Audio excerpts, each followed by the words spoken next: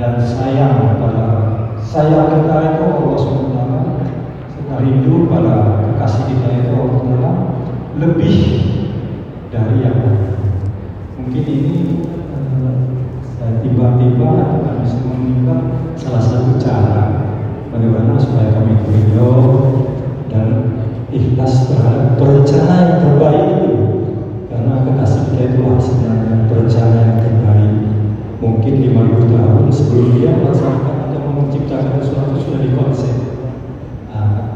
Dan saya kira ada hal lagi yang mungkin bisa kita terapkan untuk hal-hal supaya kita itu menjadi hamba yang dicintai oleh Allah dan umat yang dicintai oleh Allah. Wassalamualaikum warahmatullahi wabarakatuh.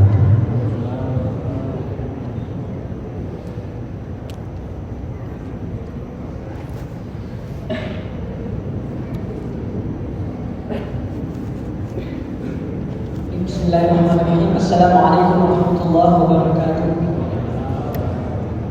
Yang saya muliakan Ustaz dan juga para jemaah sekalian, yang ingin saya tanyakan bahwa banyak orang yang bertanya kepada saya bagaimana cara menghadapi masalah. Namun saya jawab bahwa untuk mengatasi atau menghadapi sebuah masalah atau untuk menyelesaikan sebuah masalah, yaitu dengan cukup yakin kepada Allah bahwa Allah yang memberi masalah dan juga Allah yang menyelesaikan masalah. Dan juga ya ayyuhalladzina amanu ista'inu bis-sabri was-shalah, dengan cara kita bersabar dan berdoa kepada Allah. Namun di balik itu timbul lagi pertanyaan bahwa bagaimana cara agar kita itu yakin kepada Allah. Dan jadi bagaimana cara saya juga dan juga bagaimana cara untuk menjawab pertanyaan-pertanyaan dari teman-teman yang lain bahwa bagaimana cara kita yakin bahwa kepada Allah, Allah yang memberi masalah, Allah yang menyelesaikan masalah, dan Allah yang menyelesaikan semuanya. Mungkin sekian. Assalamualaikum warahmatullahi wabarakatuh. Untuk satu pertanyaan ini kita beri kesempatan kepada kaum wanita. Mungkin ada yang bertanya.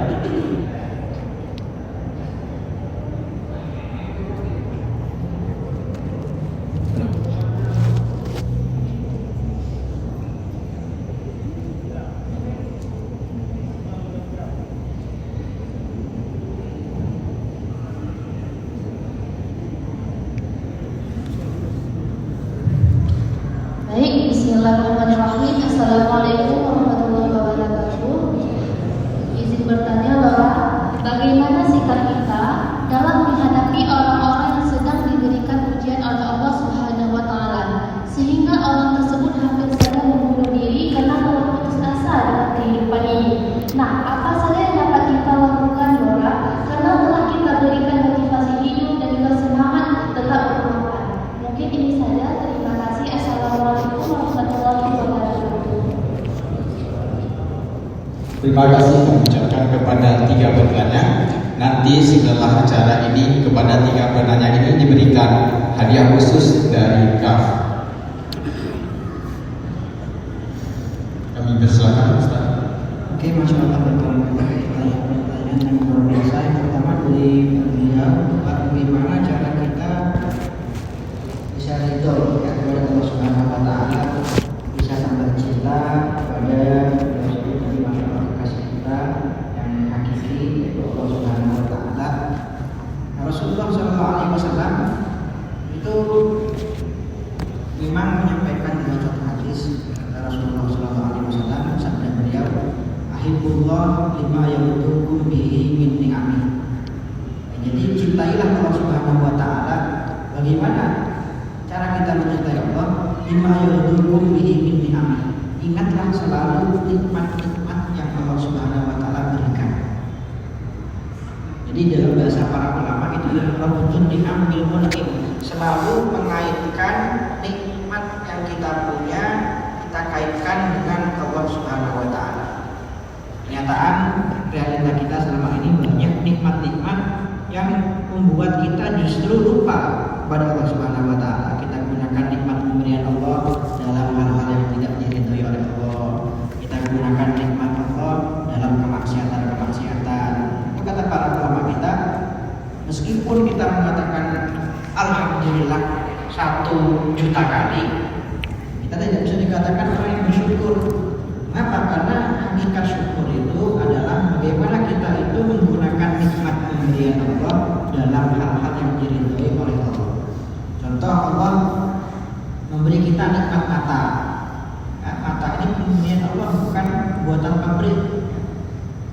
madein ini atau madein itu. Jadi gunakan mata ini untuk hal yang diridhai Allah, ya. Untuk baca Quran, untuk melihat hal-hal yang positif dan lain sebagainya. Nah, kalau kita punya nikmat mata, diberikan nikmat mata, justru kita gunakan untuk bermaksiat, untuk melihat foto-foto atau video-video yang tidak baik. Itu namanya menggunakan nikmat pemberian Allah pada tidak semestinya. Nah, itu kata Rasulullah, "Ahibbullah, cintai Allah, lima yu'dukum bihi min ni'amih." Dengan cara selalu mengingat-ingat nikmat yang diberikan oleh Allah Subhanahu wa taala. Dikatakan oleh Ibnu Athaillah dalam hikmahnya, kalau kita tidak bisa berbaik sangka kepada Allah karena sifat-sifat yang Allah miliki. Ya, ini kenapa sih kita kok super, kenapa kok hidup kita galau, kenapa sih kita ini selalu berburuk sangka kepada Allah? Padahal setiap hari yang kita baca Bismillahirrahmanirrahim. Allah itu maha penyayang kepada kita. Allah itu maha mengasihi kita. Ya. Allah itu bahkan kata Rasulullah lebih mengasihi kita daripada ibu kita.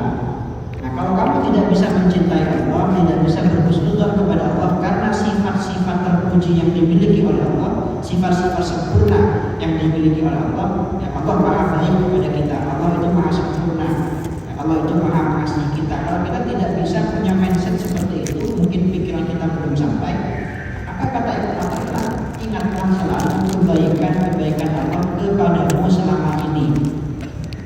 Bukankah selama ini nikmat-nikmat yang kamu punya, mulai dari kamu kecil, bahkan mulai sebelum kamu lahir, ketika kamu ada di kandungan, semua nikmat di dunia ini asal-muasalnya semua adalah dari Allah Subhanahu wa taala. Jadi itu Bapak, kalau kita mengingat-ingat terus bahwa Allah itu adalah Zat yang maha bersifat dengan sifat-sifat terpuji, kita akan bisa menambahkan rasa cinta kepada Allah. Kalau itu mungkin masih belum berdampak bagi hati kita, maka ingat kebaikan-kebaikan Allah kepada kita selama ini. Rasulullah itu mengajarkan kepada kita doa-doa yang di situ menghubungkan nikmat kepada Allah. Contoh ketika minum.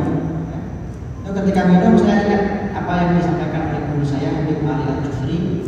Dia itu pernah menyampaikan, coba kalian ini biar jadi orang yang bersyukur. Sebelum minum, coba ingat betapa banyak di luar sana, di Afrika sana, negara-negara miskin, orang-orang yang mati kehausan tidak menemukan air bersih untuk diminum. Dalam Al-Quran juga Allah itu mengingatkan kita bahwa semua itu adalah nikmat, semua itu asalnya dari Allah. Contoh dalam surat Al-Waqiah ketika Allah menjelaskan tentang nikmat air, afara'aitumul ma'a alladzi tashrabun, kamu tahu enggak air yang kamu minum itu? A'antum anzaltumuhu minal muzni am nahnul munzilun? Itu air yang menurunkan dari langit, kamu apa aku? Ini kata Allah, lau nasya'u la ja'alnahu ujajan falam la tashkurun. Kalau aku berkehendak akan aku jadikan air itu asin, gak bisa diminum karena dosa-dosamu. Falam la tashkurun, apa kamu gak bisa jadi orang yang bersyukur? Nah, dari ayat ini Rasulullah mengajarkan kita doa. Alhamdulillahi, kalau habis minum ya, alhamdulillahilladzi ja'alahu adban suratan bi rahmatihi. Segala puji bagi Allah ya, yang telah menjadikan air ini tawar dan nyaman untuk diminum karena rahmatnya Allah, murni karena rahmatnya Allah, kasih sayang. Walam yaj'alhu milhan ujajan bi dzunubina. Dan Allah tidak jadikan air ini asin, pahit, tidak bisa diminum karena dosa-dosa kita. Sebelum kita banyak dosa, banyak maksiat, ya, pada akhirnya Allah tetap memberikan nikmat-nikmatnya kepada kita. Nah, menghubungkan nikmat-nikmat Allah kepada Allah, ya, kepada pemberinya yang Allah, ya, itu yang akan menambahkan rasa cinta kita, ridho kita kepada Allah Subhanahu wa taala. Yang pertama. Yang kedua, bagaimana menambahkan keyakinan kita kepada Allah Subhanahu wa taala. Tentunya menambahkan keyakinan itu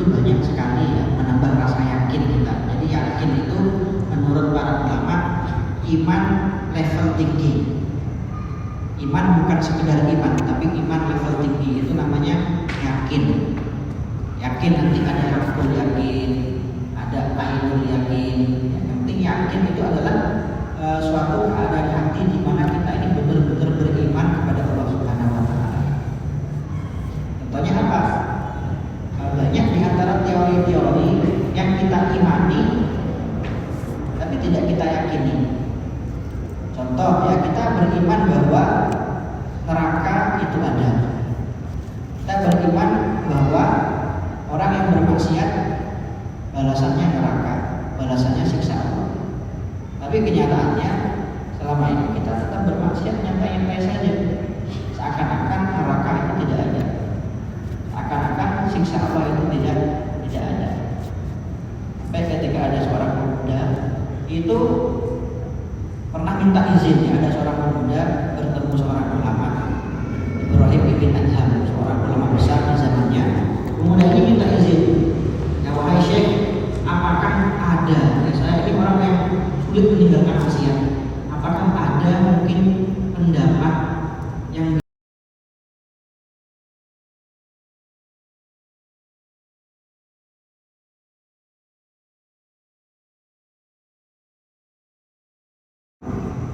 nah, udah yang ketiga, kamu kalau mau maksiat kepada Allah ya maksiat silakan, tapi kamu jangan makan rezekinya, jangan makan rezeki pemberian Allah. Jangankan makanan yang saya makan, nafas yang saya hirup ini pemberian Allah. Nah kata Syekh ini, wahai anak muda, kamu itu ya dilihat oleh Allah, kamu itu tinggal di bumi ciptaan Allah, di tempat ciptaan Allah. Kamu itu setiap hari makan rezeki dari Allah, menghirup nafas dari Allah. Masa kamu nggak malu bermaksiat kepada Allah? Dan iman itu perlu dipupuk terus hingga menjadi yakin. Bagaimana cara kita mendapatkan yakin? Yang pertama itu merenungi, kata para ulama kita, merenungi firman-firman Allah Subhanahu wa taala. Jadi Al-Qur'an ini para hadirin bukan hanya kita bacaan. Al-Quran ini adalah pedoman hidup kita. Ya, Al-Quran ini adalah pedoman hidup kita. Nah, bagaimana kita bisa jadikan Al-Quran itu pedoman kalau kita saja baca Al-Quran tidak paham? Nah, dengan membaca janji-janji Allah dalam Al-Quran, ya, atau dengan mentadabburi ciptaan-ciptaan Allah Subhanahu wa taala yang pada akhirnya mengarahkan kita kepada pencipta yang maha agung, itu salah satu cara untuk menguatkan keyakinan kita. Itu yang pertama. Yang kedua, duduklah dengan orang-orang soleh yang memiliki keyakinan tinggi kepada Allah Subhanahu wa taala. Yang tanpa kita ragukan, mereka para guru kita, para orang tua kita mempunyai iman yang jauh lebih kuat daripada kita. Nah, dengan duduk bersama mereka, banyak duduk bersama mereka, melihat budi pekerti mereka, akhlak mereka, itu ada harapan lebih, ya. Iman mereka itu akan bahasanya mungkin nyetrum kepada kita. Kita duduk dengan orang-orang baik, maka bahasa zaman sekarang vibes, ya, vibes positifnya itu juga akan menular kepada kita. Jadi itu dua cara, ya. Yang pertama adalah mentadabburi firman-firman Allah, mentadabburi ciptaan-ciptaan Allah Subhanahu wa taala, ya, mentadabburi kebaikan-kebaikan Allah selama ini kepada kita. Yang kedua adalah banyaklah duduk bersama orang-orang yang memiliki iman yang kuat kepada Allah Subhanahu wa taala. Oke. Yang ketiga itu adalah bagaimana cara kita menyikapi orang yang mungkin depresi, ya, sehingga dia itu malu mau bunuh diri dan lain sebagainya. Ya, kita wajib menolong dia. Kita wajib mengambil tangannya, meraih tangannya, merangkul dia. Ya, dia saudara kita, dia saudara kita, dia teman kita. Nah, biasanya para hadirin kalau memang tidak mempan lagi untuk dimotivasi, dinasehati, itu biasanya masalahnya memang murni masalah psikis, ya. Depresi, gangguan cemas, itu banyak.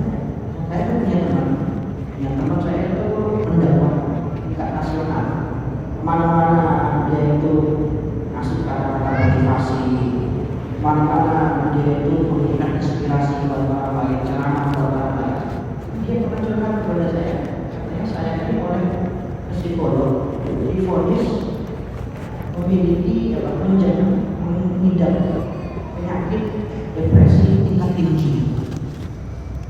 Sampai psikolognya heran, seharusnya orang seperti Anda ini udah gak kuat lagi gitu.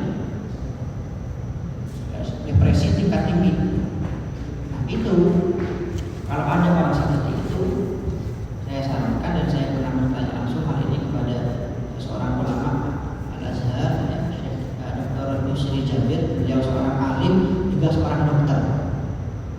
Kata beliau, kalau ada penyakit psikis, ya, baik itu cemas, takut, anxiety, depresi, itu sudah tidak bisa kita tanggung lagi. Sudah menimbulkan gejala-gejala yang sampai menyakiti diri, ya, mengiris-iris tangan dengan pisau, atau mungkin sampai mungkin ada bisikan bunuh diri, maka serahkan kepada ahlinya. Jangan malu untuk ke psikolog, atau memang jika dibutuhkan ke psikiater. Karena sebagian masyarakat kita ini masih menganggap ke psikolog dan ke psikiater itu khusus orang gila. Bukan, curhat ke psikolog. Banyak kan di sini juga ada psikolog. Saya punya masalah seperti ini, seperti ini. Nah, karena kalau masalah itu tidak diceritakan, akan menumpuk sampai menjadi penyakit psikis, jadi depresi, jadi takut, jadi cemas, anxiety dan lain sebagainya. Jawaban saya, jika kasusnya memang seperti itu, bantu dia, bawa dia ke ahlinya. Ya, jangan malu. Ke psikolog jangan malu, ke psikiater jangan malu, karena mereka memang ahlinya dalam bab ini, dalam bidang ini mereka memang ahlinya. Adapun jika memang penyakit psikis itu masih belum parah, masih belum menimbulkan gejala-gejala yang seperti tadi itu, mungkin masih bisa diatasi dengan amalan-amalan. Saya ini bisa mengatakan, oh itu sakit lambung itu, saya periksa ke dokter lambung, spesialis dalam. Kata dokternya, tidak ada sakit ini. Kamu ini sakit cemas namanya. Apa itu sakit cemas? Ya sakit kejiwaan. Saya juga gak malu, makanya juga malu ngaku itu. Jadi jawaban saya, bantu teman kamu, itu kewajiban kamu, bawa dia coba ya ke ahlinya, psikolog, suruh cerita apa masalahnya, tanya bagaimana solusinya.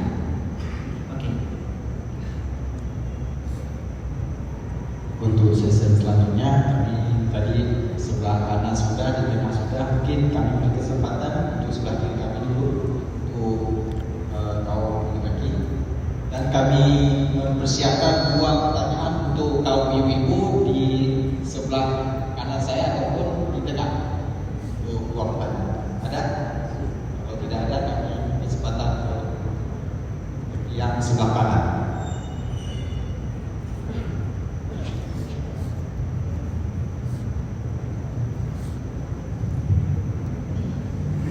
Assalamualaikum warahmatullahi wabarakatuh. Izin Nora bertanya sedikit.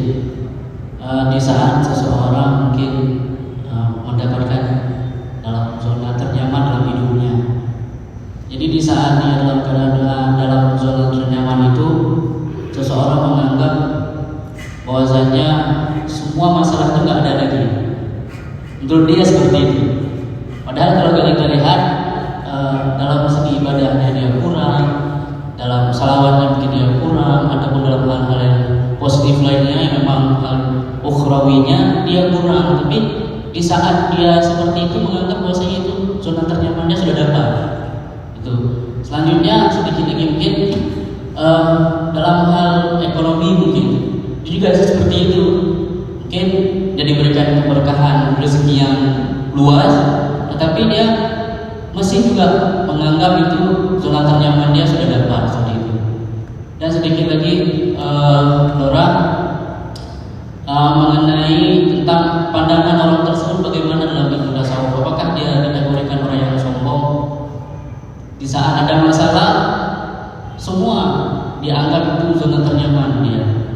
Ini seperti itu. Terakhir salam untuk Laura dari anak saya, mudah-mudahan doakan untuk menjadi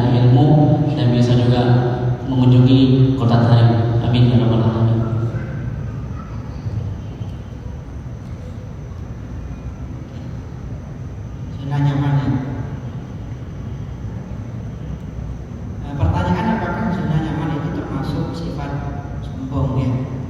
Ini zona nyaman itu merasa bahwa dirinya itu nggak perlu melakukan apa-apa lagi, ya begitu aja pasrah total. Itu ya, seperti ini. Kalau kita katakan pertama apakah itu termasuk sombong atau bukan, saya rasa jelas bukan ya. Karena apa? Sombong itu menurut para ulama kita, dan itu dalam hadis disebutkan, ada seorang sahabat bertanya pada Rasulullah, wahai Rasulullah, saya ini suka pakai baju bagus, saya suka pakai sandal yang bagus, apakah saya termasuk orang yang sombong? Kata Rasulullah, bukan. Innallaha jamilun yuhibbul jamal. Allah itu adalah zat yang maha indah, yang mencintai keindahan. Walakin al-kibra batarul haq wa ghamdun nas. Tapi yang dimaksud dengan sombong itu adalah pertama menolak kebenaran, gengsi menolak kebenaran, gengsi menerima kebenaran maksudnya. Yang kedua, dia itu merendahkan manusia. Kemudian disimpulkan oleh para ulama, sombong itu adalah sifat hati, di mana kita merasa diri kita ini lebih mulia daripada orang lain, apapun alasannya. Ada yang merasa lebih mulia karena ilmunya, tentang ketika saya di sini tentang duduk di atas kursi, berarti saya paling mulia, saya paling soleh sekecamatan. Itu yang dimaksud dengan sombong, merasa mulia daripada orang lain, lebih mulia daripada orang lain karena ilmu atau karena ibadah, apalagi karena harta. Boleh, ya, itu namanya kibir. Itu yang dimaksud dengan sifat sombong. Nah, mungkin bisa masuk sifat ujub ya, tapi saya belum yakin bisa masuk itu juga. Ujub itu apa? Merasa diri kita ini hebat, merasa diri kita ini ya orang yang ya, jumawa, orang yang masya Allah, lupa bahwa semua yang dia punya itu asalnya dari Allah Subhanahu Wa Taala. Nah, kalau zona nyaman itu dalam urusan duniawi yang membuat dia itu nggak ambil pusing dengan nikmat-nikmat yang ada pada orang lain ya, yang membuat dia itu tidak hasut kepada orang lain, dia itu puas dengan pencapaiannya, dengan apa yang Allah berikan, mungkin itu bagi saya bisa masuk sifat qanaah ya, qanaah dalam urusan duniawi ya. Tapi kalau sifat qanaah itu dalam urusan akhirat, tentunya itu nggak bagus. Itu nggak bagus. Masalahnya penyakit kita itu kalau dalam urusan dunia, ya dalam urusan dunia kita bandingkan apa yang kita punya dengan orang-orang yang lebih kaya. Tapi dalam urusan ibadah kita tidak pernah membandingkan diri dengan orang-orang yang ibadahnya lebih banyak. Seharusnya kalau dunia kita bandingkan, ibadah kenapa tidak kita bandingkan? Nah, rasa puas dalam masalah ibadah itu yang nggak baik, membuat dia itu tidak akan lebih maju, ya, membuat dia merasa ya udah kayak tadi, menghalangi dia dari kebaikan-kebaikan yang lebih tinggi. Dan sholatnya cukup aja gini, nggak usah tambah-tambah. Padahal kita itu dalam setiap detik kita, dalam setiap nafas kita dianjurkan, diperintahkan untuk semakin dekat kepada Allah Subhanahu Wa Taala. Mungkin itu jawabannya. Oke, mudah-mudahan mana anaknya namanya Muhammad ya, juga diberikan nikmat oleh Allah Subhanahu Wa Taala sampai ke sana. Tangganya Oman misalnya, Yaman tetangganya Oman, berkali-kali juga sampai ke sana. Untuk selanjutnya, Nafi. Baik, bismillahirrahmanirrahim. Assalamualaikum warahmatullahi wabarakatuh.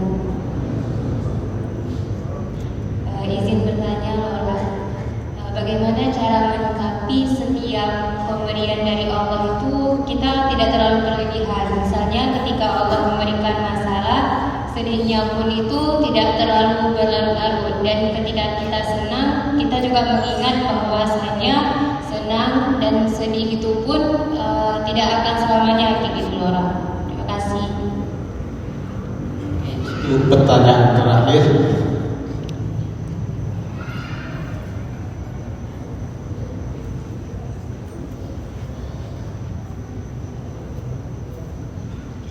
Baik, Assalamualaikum warahmatullahi wabarakatuh.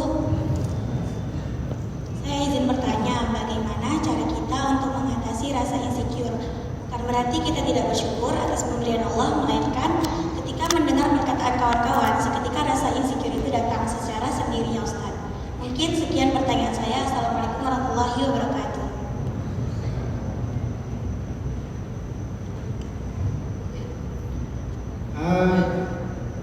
Yang pertama,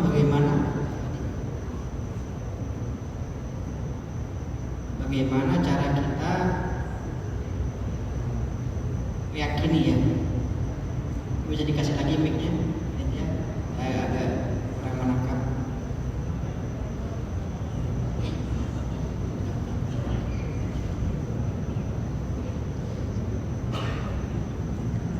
Baik, jadi pertanyaannya bagaimana cara kita menyikapi setiap rasa sedih, Laura?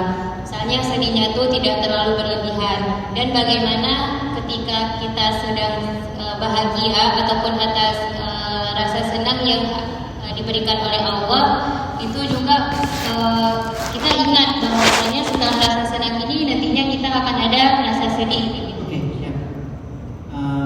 Dalam menghadapi tekanan itu yang paling penting juga adalah kita jangan sampai hanya fokus untuk mengasihi diri sendiri. Bagaimana caranya? Sibukkan diri dengan hal-hal positif. Itu kebanyakan ya orang-orang yang stres, depresi. Ya. Contoh, orang yang misalkan diputus pacarnya, ini contoh aja. Itu kalau dia memilih di kamar aja, kemudian dia mendengarkan lagu-lagu patah hati, kira-kira dia tambah bahagia apa tambah stres? Tambah stres. Karena apa yang dia lakukan justru semakin membantu dia untuk mengasihi diri sendiri. Itu. Nah kemudian ya, dia itu tidak menyibukkan dengan hal-hal yang lain yang positif. Jadi sibukkan diri kita itu meskipun punya banyak masalah, biar kita nggak fokus untuk memikirkan hal itu. Coba ya, cari pengalihan lain yang bisa menghibur hati kita, pekerjaan positif lain yang bisa menghibur hati kita. Mungkin itu baik, itu mungkin jalan-jalan, duduk bersama teman, selama hal itu dihalalkan oleh Allah Subhanahu wa Ta'ala. Yang penting nggak membuat kita hanya fokus kepada permasalahan yang kita punya. Jadi kalau ada orang stres, depresi, di kamar dia hanya merenungi nasibnya, dia hanya merenungi ujian yang dia punya, bukan tambah bahagia, masalahnya tambah bertambah. Itu membebani dirinya dengan hal-hal lain yang negatif.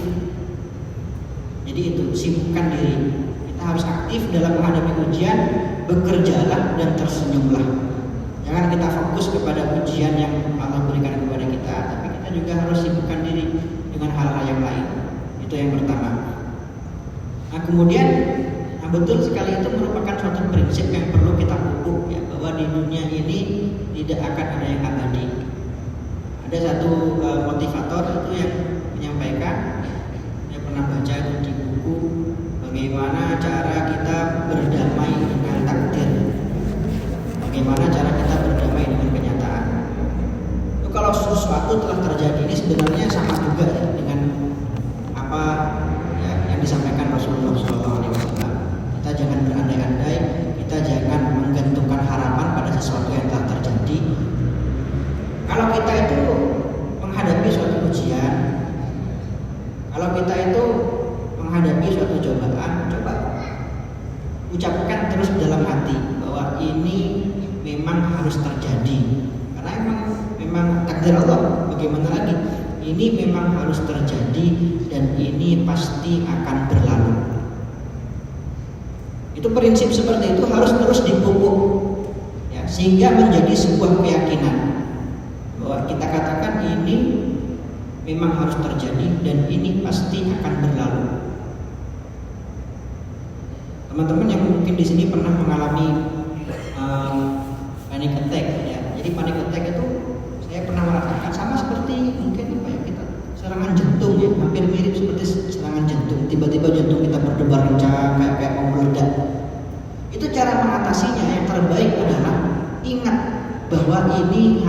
gejala sementara. Ini hanyalah sensasi sementara. 10 menit lagi hilang. Paling lama panic attack itu 15 menit. Itu kata para motivator, ya, para ahli psikiatri mengatakan cara yang paling terbaik menghadapi panic attack, hadapi, nikmati dengan cara apa? Dengan meyakini bahwa ini hanya gejala sementara dan ini pasti akan berlalu. Maka ketika kita menghadapi ujian kehidupan, cara meyakininya gimana? Ya, pupuk terus dalam hati kita.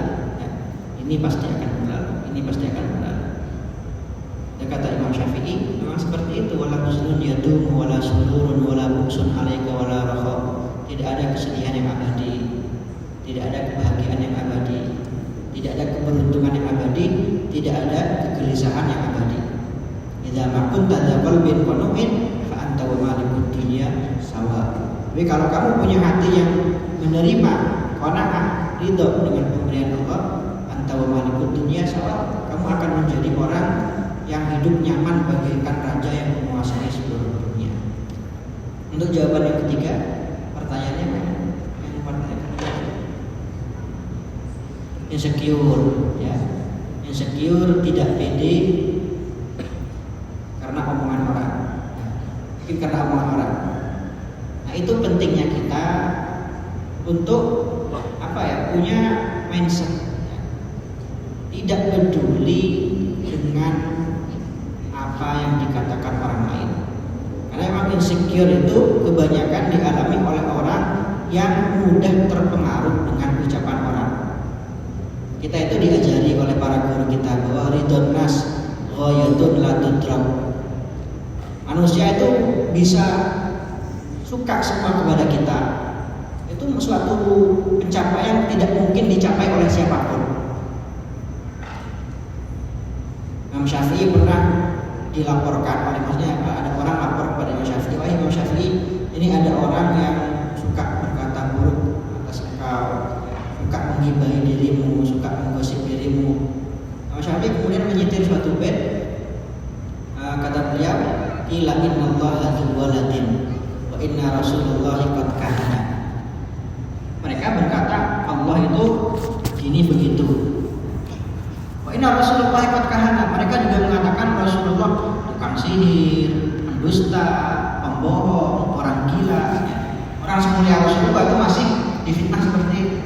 Masalimallahu min bariyatihi. Allah saja tidak selamat dari komentar-komentar makhluk-makhluknya. Wala Rasulullah juga manusia sempurna, Rasulullah manusia paling sempurna sepanjang masa juga tidak luput dari komentar-komentar buruk manusia. Kalau Allah saja tidak luput dari komentar manusia, Rasulullah juga tidak luput dari komentar manusia. Bagaimana kayak orang seperti aku, Imam Syafi'i? Nah, orang seperti Imam Syafi'i saja semulia itu, sealim itu tidak luput dari komentar manusia. Bagaimana orang seperti kita? Nah itu, kita harus belajar, ya. Belajar tidak peduli dengan ucapan orang, tidak mudah peduli dengan komentar orang. Kita itu bahasa zaman sekarangnya, bagaimana kita itu belajar masa bodoh, masa bodoh. Dan kita belajar agar gak insecure untuk menjadi orang yang bersyukur, ya. Kita ada buku judulnya Rubah Insecure Menjadi Bersyukur. Ingat keistimewaan yang Allah berikan kepada kita. Allah beri kita akal, Allah beri kita hati, Allah beri kita iman, Allah beri kita nikmat ini, nikmat itu. Allah hadirkan kita, kumpulkan kita bersama orang-orang yang baik. Ini sudah cukup membuat kita menjadi orang yang bersyukur, tidak menjadi orang yang insecure. Jadi insecure itu kalau memang tujuannya adalah untuk mengkritik diri sendiri agar menjadi lebih baik, itu bisa positif. Jadi gak semua insecure itu negatif. Ada yang positif, ada yang negatif.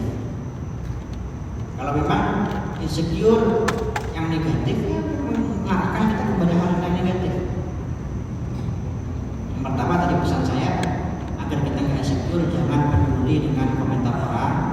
Yang kedua, selalu ingat nikmat-nikmat. Semua juga jawabannya seperti tadi. Ingat terus keistimewaan yang Allah berikan kepada kita. Apa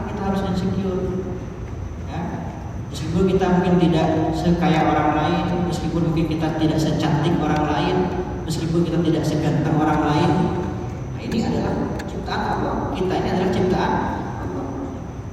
Kita ini kata Allah fi ahsani taqwim, wa laqad khalaqnal insana fi ahsani taqwim. Kita udah ciptaan terbaik dari Allah. Jadi apa yang perlu kita insyukurkan? Nah, mungkin itu yang bisa saya jawab.